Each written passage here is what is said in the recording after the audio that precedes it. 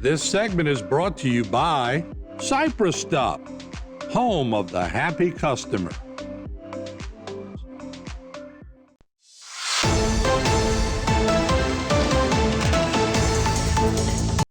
All right, welcome back to Bayou Town. We have a lot to talk about, but let's sort of zone in on transportation. And nobody better than our state rep. And we have him right here. He's the vice chair of our House Transportation. And Bryan Fontenot joins us, District 55. Good to see you. Martin, thanks for having me on as always. One of the big topics we were sort of talking before the show, what could we talk about? We zoned in on this. It's a big one because of the roads and the bridges and everything that goes with it. But y'all have a plan. And I want you to sort of take the public through the plan because I think it's a pretty good one, but it takes time to implement plans. Yeah, so, Martin, I think you are right. When the speaker chose me to serve as the vice chair of House Transportation, of course, as you know, that's probably not necessarily the public would know is in my wheelhouse, being I spent, more than a decade and a half in the law enforcement community, but was in the construction business. So, look, we put those attributes to work. And right away, I think all of your viewers, if you ask them, hey, what is one of the state agencies that you think could use a revamping, could use some work, could use better productivity, your viewer would typically probably tell you that the Department of Transportation is high on its list. So coming out of the first year of Governor Landry's term last year, the legislature appropriated $1 million to something called the Boston Consulting Group. It is a group that travels across America and looks at Department of Transportations and how do we rate them in comparison to other DOTDs and how do we make them better. So when we got that study back, I would tell you that the things that I thought were bad with DOTD were really horrible with DOTD. And to just give you, as I talk, I bring up this specific data point, and that is across the nation, the average, if a Department of Transportation tells you it will let or it will bid, let's just use round numbers, 1,000 projects. They typically, between the 75 and 80% of those projects will go out for bid. So 750 to 800 of those projects will go out for bid. In Louisiana, in the last 10 years, our number has been 20% and lower. So we are 4 or 5 times worse than the national average as we put projects out for bid. So I think the public's frustration at that point is really visible to us, and I can feel their frustration by emails that they send me, interactions with the public. So the next question is, hey, how do you fix it? What do you do? I would tell you that from the beginning, I have never been a fan of continuing to extend the Department of Transportation on the cabinet. From the beginning, I have felt like it is time to rebuild an organization from ground up, from the secretary to the last guy on the bottom. And I think the governor would tell you that he felt the same way. So what do? The first problem, Martin, we encounter is all of the employees of civil service. They're protected under the state constitution and they're employed. So in the bill that you will see that Chairman Boriak and I authored, authorizes layoffs in the Department of Transportation. And then we created 2 sections that are now going to work outside of DOTD and under the governor. One of those will be the section of Louisiana's highway construction and infrastructure. Most recently, you've probably seen that Parish President Chasson is leaving to go work for Governor Landry, and he will be taking over that new section of state government. And that will work directly for the Division of Administration and will be a deputy secretary underneath the Division of Administration working directly for the governor. So I get a lot of questions like, what are they going to do? What are the expectations? How do we fix this? So I think the expectation amongst legislators is that the Louisiana Department of Transportation, as you know it today, in the next 24 to 36 months, should be focused on federal dollars. It should be focused on U.S. highways and federal interstates. And then all of these state roads that you and I traverse every single day should become more expedient in how we deliver in correcting, repairing, cutting grass, and bridges. And that expedient manner has to be tied to local governments. And that's where that new division is headed, working closely with local governments. we'll do this, we'll start it, but we'll probably get to the break first. But I like the fact that you said you sort of got legislation done, which I know some people love civil service, but it does allow for some complacency to come into people when they feel so protected. There's no incentive, right? Well, let me say this, Martin. I say this everywhere I speak. There should never be any public employees, whether they work from non-civil service employees like sheriffs, all the way to those civil service employees in the Department of Transportation. They should never be subject to political retribution. They should never have a fear of losing their jobs because someone else got elected. That is true. But let me say this, when you look at the Department of Transportation as a whole, and I've seen a picture recently from Dularge or Dulac, someone posted, and maybe 21 DOTD workers working on a culvert pipe in one picture. Right. But with all that said, and all you see about DOTD, and you're down bridges in Terrebonne and grass unable to be cut, and when you ask the secretary, of the 4,500 employees do you have, what was the job performance rating? And he tells you that 98% of every employee in the year 2023 received an exceeds expectation evaluation. And you look at what you and I are getting for our tax dollars, that's all you really know about an agency that needs to be rebuilt.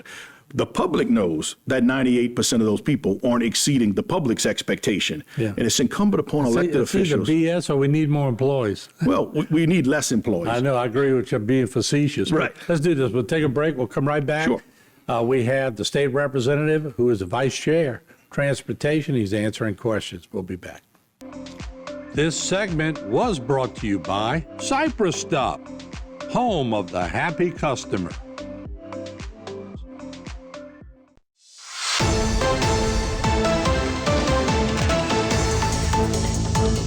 All right, we're back. State Representative Bryan Fontenot, District 55, Vice Chair of the House Transportation Committee. And let me ask you, people get confused. Around here, they don't know what's local roads, what's local bridges, state bridges. They do the shotgun approach. They fire at everybody they could fire at. But let's go further. You were mentioning before the break that sometimes it's just not right the way it's set up with engineers and everything else. Can y'all broaden that and start using privatized engineers that would facilitate where they work on an hourly basis, or you get what you pay for? You know, Martin, that's a very good question. And so one thing that we see here in this state is that engineers, their performance evaluation is not based on, number one, did they produce and engineer the project in a cost-effective manner? What are the change orders? And did they do it in a timely manner? We know in the free world, in the private industry, the guys like the GISs and the T. Baker Smiths and Kenny Smith and all of these local engineering firms, they get paid when the project is on time and under budget. So you will see going forward, back to our civil service conversation, that the beginning of next year, I think in April, there will be a constitutional amendment on the ballot that would give the legislature the ability to declassify specific positions. Now, the legislature is never going to declassify a policeman or a fireman or a laborer or an operator. None of those people.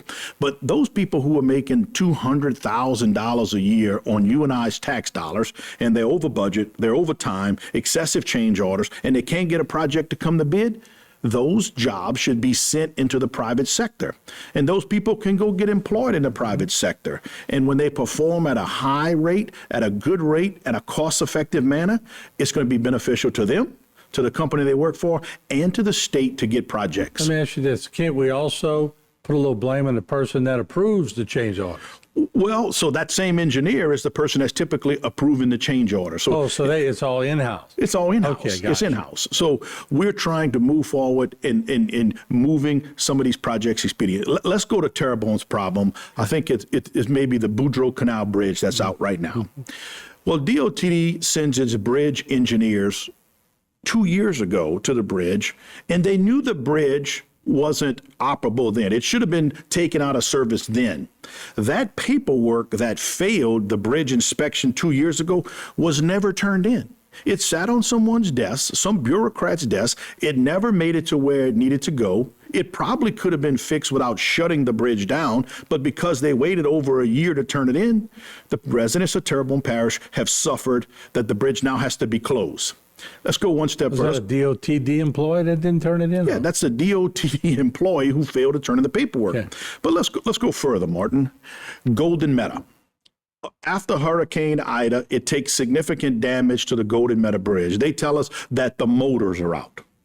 Now, we can extract oil from the ground in South Louisiana. We could transport it in pipeline from here to Canada and sometimes put it in a ship and cross the ocean with our oil. We can engineer the greatest BOPs, blowout preventers, valve preventions, cap and cement wells. But we couldn't find one company to build us a motor to put a bridge back in operation. Now, I'm just being honest. That's pathetic. Yeah.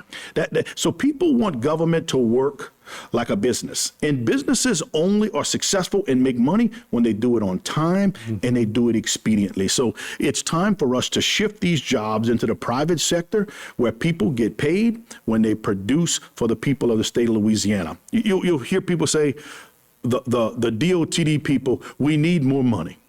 We need more money. Well, that's not really true. We collect 20 cents per gallon on the gasoline tax, which is below the national average. The average is 27.6%. But in the Boston Consulting Group, the first thing it tells you is that the legislature will never get more money until it can build the trust of the people who elect us. Amen. That's a perfect statement. If we can't deliver projects, if you can't see grass getting cut and bridges getting repaired, and if we got to wait 5 years to fix a motor on the Golden Meadow Bridge, I'd be embarrassed to ask the people to give us another cent in tax dollars. We must be more efficient, more effective, and I give credit to Governor Landry. Look, sometimes he just tells you exactly like it is, whether you like it or not. But the guy is bold, and he's making strong stances, and he's doing big things with the opportunities that exist in front of him. And one of them is rebuilding the department. Seems to me that with you and others, and you're bold too, you'll go get in the governor's ear and y'all have conversations. And with that happening, and then he makes a move in DOTD, and a little later, maybe the next segment, we'll talk about maybe trying to get our district more local than it is now in the New Orleans district. But with that said, so he's making a move. He's got a new czar at the DOTD. He's bringing in Archie. He's got things going. It seems to me he's got his mind in the right direction. He's trying to overhaul that whole thing. Let's take him back in the first year. I helped drive the train for criminal justice reform. We took astronomical amount of criticisms of how we were going to handle criminal justice reform. 2017's work under John Bell was a disaster, led to the highest crime rate, highest homicide rate, and a catch and release program.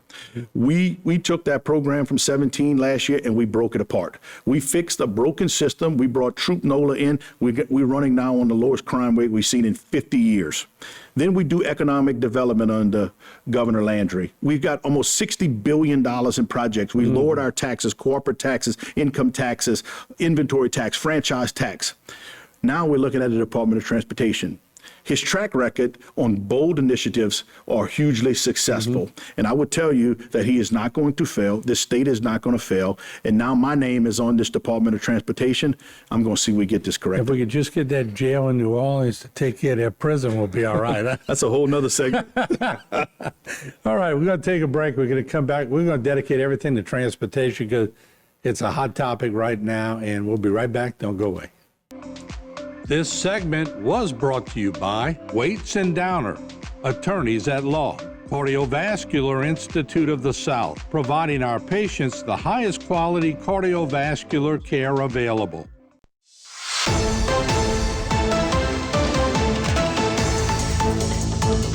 All right, we're back. I saw the intro. The commercial sponsor to this segment was Cardiovascular.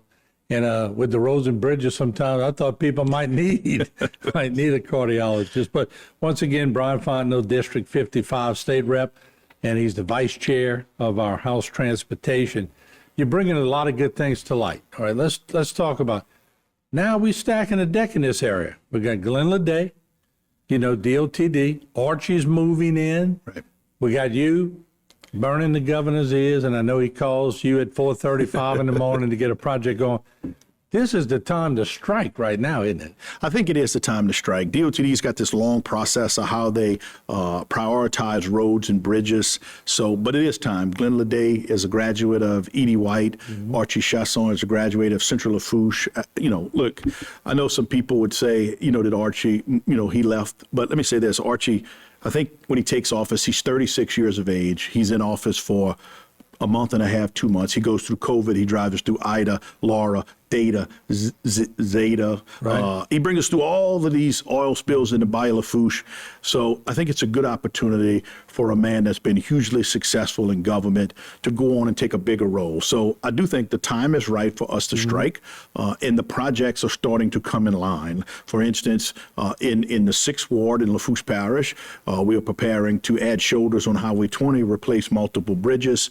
We're looking at some alternatives to some of in replacing a bridge that a wood pile supported bridge. We have been for years using companies in South Louisiana to wrap wooden piles with polymer based products that bring back the pile to life for pennies on the dollar. So we are working, I actually spoke to the secretary this morning to bring a company from right here in Houma to start studying the engineering on how do we bring some of these bridges back to its weight bearing capacity.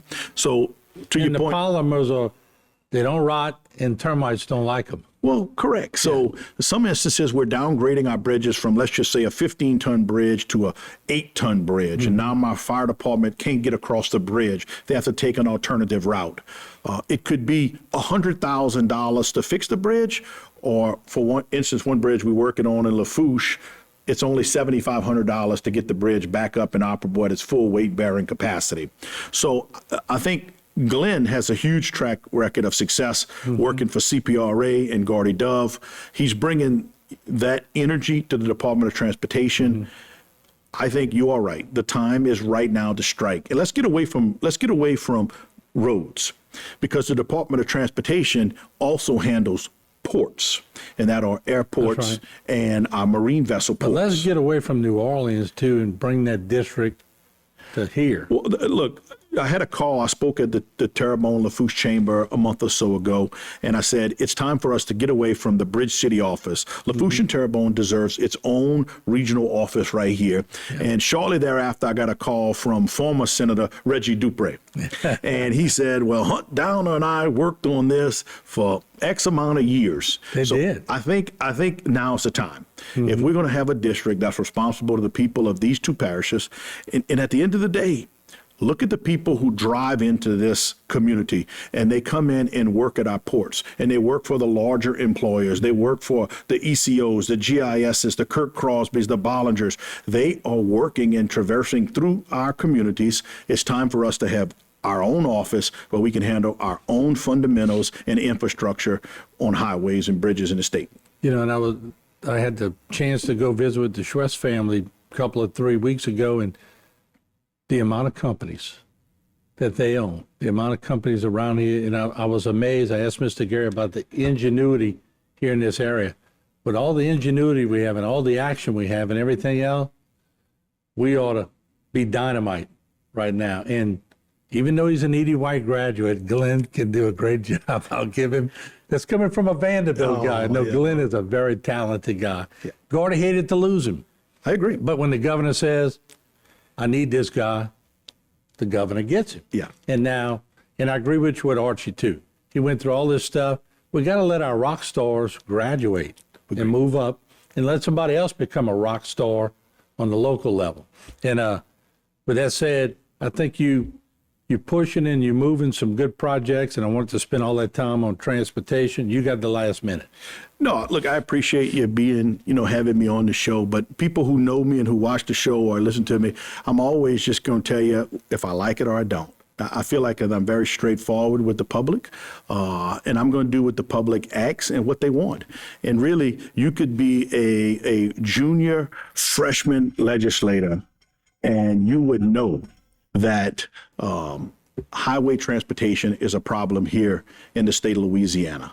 And so it's my goal right now to fix it and build the trust of the people. I don't like the emails that come through and, they're angry, they're upset because we can't get grass cutting. Like, for instance, today, I sent Glenn out on a task. They're working with a local farm co-op company here where we're looking at spraying the medians with a herbicide that kills the long grass but keeps the short grass so we don't have to cut them as often. So those type of initiatives are front and center, and the people of our community should know we're fighting for a better Department of Transportation. Can't wait to see you again with a progress report. Good to see you again, Bryan. As always, thank you, sir. All right, we'll take a break. We'll be right back. Don't go away. This segment was brought to you by Cardiovascular Institute of the South, providing our patients the highest quality cardiovascular care available.